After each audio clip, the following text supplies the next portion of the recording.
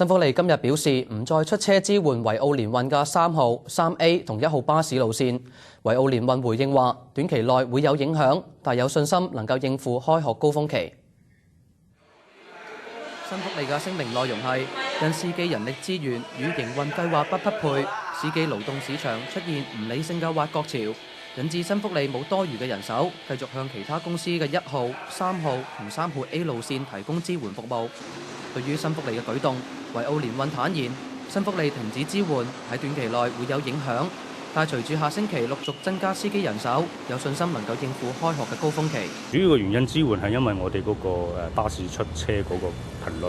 係唔足夠啊嘛，因為唔夠嗰個司機。其實我哋車係有噶嘛，咁喺呢幾日陸續我哋會加一啲嘅人手落去嘅時候，咁出車自然會多咗。佢又回應高薪挖角一事，認為只係商業市場嘅一種手段。目前已經增聘咗幾十個司機。而至於聲明中提到出現不理性嘅挖角潮，令到市民擔心3間公司會唔會造成惡性競爭。交通事務局就話，若果公交服務情況唔樂觀，唔排除路線會重新分配。我覺得最主要咧就係我哋去密切監察個情況。如果係發現佢個運作情況係出現嘅問題嘅時候，我哋會將3間嘅資源會重新係作出一個適當嘅安排。而喺解決薪酬方面，佢就話會同3間巴士公司進行檢討會議，希望可以得到共識，從而促進市場正面發展。